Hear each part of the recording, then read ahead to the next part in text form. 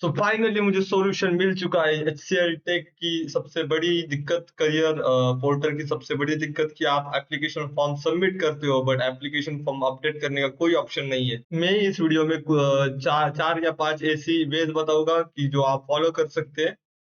So for the proof, ये मेरा x.com पे जो मतलब पास्ट में जो ट्विटर था, इसमें एक ट्वीट किया था मैंने 24 जुलाई को, कि मेरी जो फ्रेशर्स पोर्टल की जो आईडी है वो कंप्लीटली ब्रोकन है। मैंने ये भी बताया था कि मेरी एचसीएल टेक की कैंडिडेट आईडी क्या है, वो सारी सिचुएशन जो मैंने अभी आपको बताई। एंड हेल्प डेस्क में मैंने एक क्वेरी रेज करी थी, जो क्वेरी की आईडी भी आपके पास है। ये 27 अप्रैल को मैंने करी थी, बट 24 जुलाई तक उसमें कोई भी अपडेट नहीं है। इवन उन्होंने एक भी रिप्लाई मैसेज नहीं दिया है, और ये स्टेटस ओपन ही है आपकी।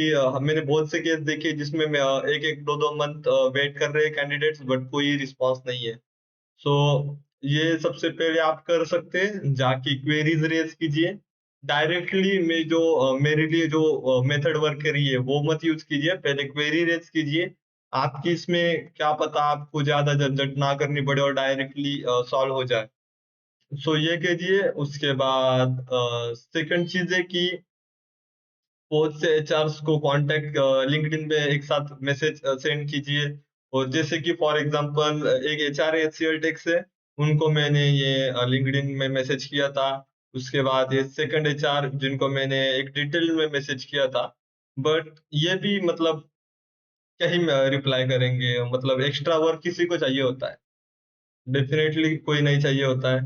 सो लिंक्डइन में भी मुझे कुछ ऐसा खास फायदा नहीं हुआ, सेकंड मेथड भी वर्क नहीं करी। तो थर्ड मेथड है कि आप एचआर के ईमेल ढूंढिए। एचआर के लिंक्डइन में बहुत सारी पोस्ट होती है जिसमें वो अपनी ईमेल मेंशन करते हैं, तो सिंपली उस ईमेल में मैसेज कीजिए। सो फॉर एग्जांपल जैसा आप देख सकते हैं कि यहाँ पे मैंने एक दो तीन ऐसे अलग अलग एचआर को सेम मैसेज किया था, अ, और उन्होंने किसी ने भी एक भी रिप्लाई नहीं किया।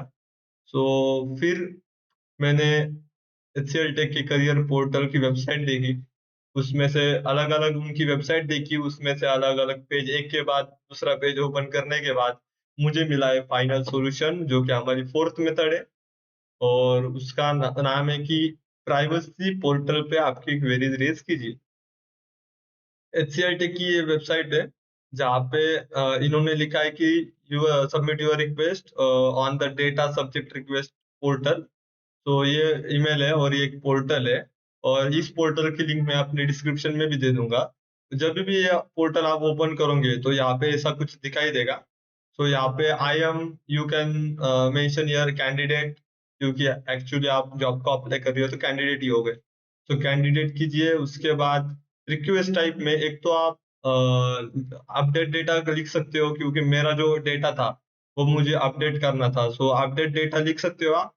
और अगर अपडेट डेटा भी वर्क ना करे तो उसके बाद आप डेटा डिलीशन भी लिख सकते हैं कि मेरी ओल्ड प्रोफाइल डिलीट करनी है, और उसके बाद एक नई प्रोफाइल बना सकते हो।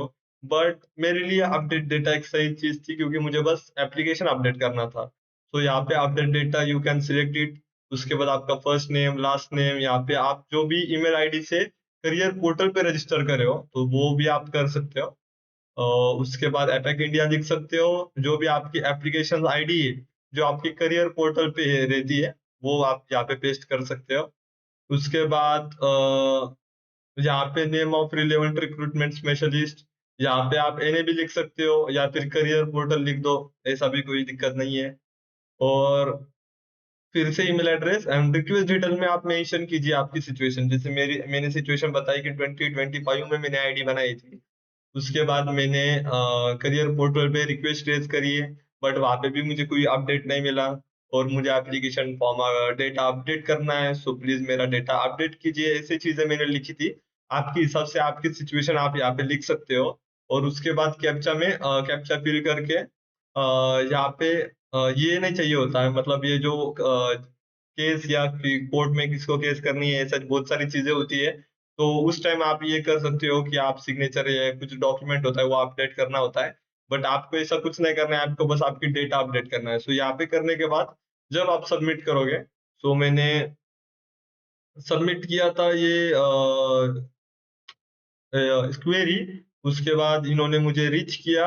मैंने ये सबमिट करी थी 7/24/2026, मतलब 24 जुलाई में मैंने ये चीज सबमिट किया था। उसके बाद मुझे इनके तरफ से रिप्लाई भी मिला, जो कि मैं आपको बता सकता हूँ।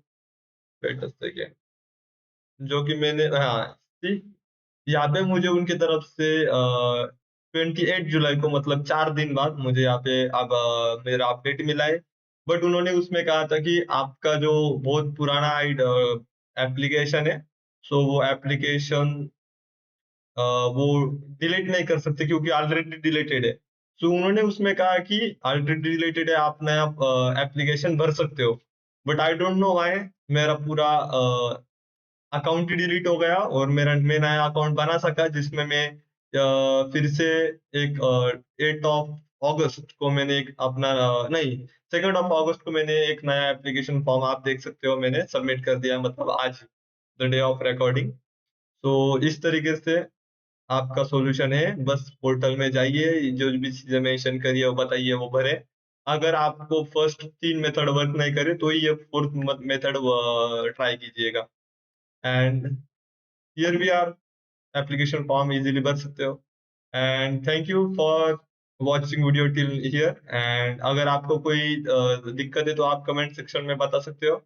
मैं आपको हर एक को रिप्लाई देने का ट्राई करूंगा। उसके बाद प्लीज सब्सक्राइब, मेरा एक नया चैनल है, मैं सिस्टम डिजाइन का कोर्स भी कंटिन्यू करने वाला हूँ, जो कि आपको इंटरव्यूज में चाहिए। मुझे ओप्स एंड अलग अलग चीजें में भी वीडियो बनाना है।